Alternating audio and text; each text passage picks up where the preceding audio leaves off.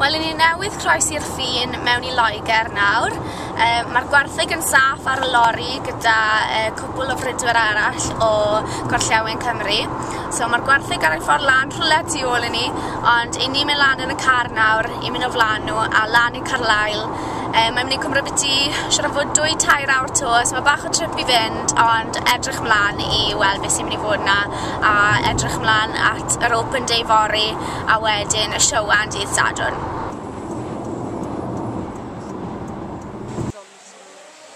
Wel, fel chi'n gweld, ni wedi cyrraedd a wedi setlo mewn a popeth. Mae'n bore dydd Gwener nawr, so gadl y gwartheg am heddi a draw I farm walk Mr Craig Ridley, sef y Fiches Holtcliffe. Nath gwerthu tarw am 100,000 o bunnau.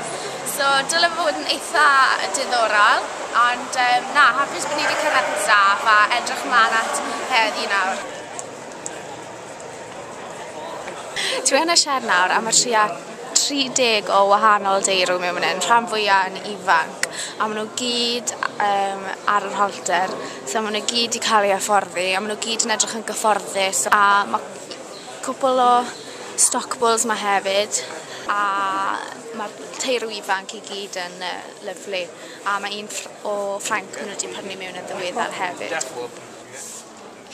Ni'n mynd rownd ceia nawr a gweld y gwartheg. Mae lot o lloiau a bechod simpau I gael, a ni wedi gweld tarw Clifford Empire hefyd, a lot o lloi neis dy fe. Mam, beth ti'n meddwl o'r safon? Dyw'r gwartheg ddim yn rhai mwyaf o faint, ond mae yna ansawdd rhyfedd I gael o ran y confirmation. Mae nhw'n gigog iawn. A mae hwnna'n dangos fel mae'r Ridleys yn bridio ar gyfer y dyn masnachol. Mae nhw'n hoffi bridio'r teip na o darw. Wyn Williams o Sir Fôn, siw mae'r safon heddi? Safon arithro yma. Un cael ôl llall. Mae'n glod môr ydyn nhw. Mae nhw'n gwybod sydd wedi magu lloiau i'r neteirwyr bobl commercials am dawt am hynny. Mae yna chwarteri o ôl. Mae'n bo man a pwysa da. Jyst bydden ni chwilio amdano fo. Eitha tempting, siwyd? Un problem sy'n na. A mae set-up eithriadol ma'n di. Mae 12 o trailers yn mynd rownd ar ei pryd. Mae'n good day out.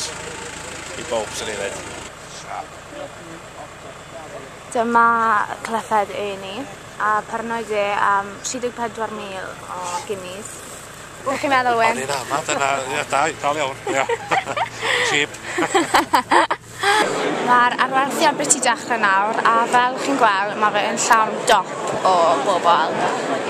Sy'n unrhyw, sa'n gallu gweld y ring, mae fe mor llawn yma, a mae'n debyg bod cwbl o bobl wedi dod I byrnu heddi, a mae'n debyg bod cwbl o brisiau uchel iawn yn mynd I fod, a rhai'r pobl wedi gweld y gwartheg cyn llaw, so yn gwybod beth maen nhw moyn. Wel, ni wedi pennu'r dangos, oedd fi a mam yn dangos yn y ring bore yma.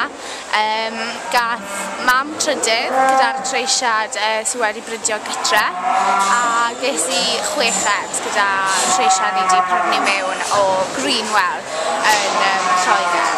So, ond really hapus, oedd 12 yn bob clas, so oedd y safon yn eithriadol hefyd, a Christine Williams oedd o flan ni, oedd yn gyda Aled Edwards yn neud job da, so hapus.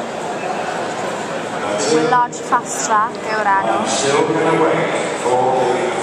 A mae siawns da gyda fe yn y pencampwriaeth.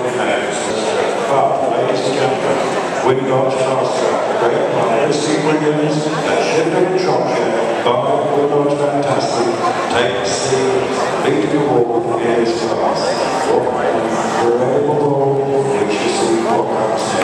Ar ôl I Aled Edwards o Landyfri orffen ei 9 awr o feirniadu, dewisodd trw mewn euphonium fel ei prif bencampwr.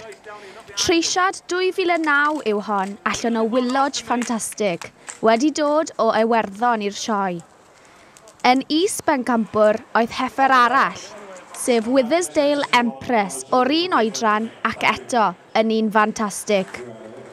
Yn yr adran gwryw, Harlo Excalibur oedd yr enillydd. Tarw mis Ionawr 2009 allan o Wilodge Tonka y tro yma. Ac yn is-bencampwr yn yr adran gwryw, y tarw a welson ni gynnau, sef Wilodge Fast Track gan Christine Williams.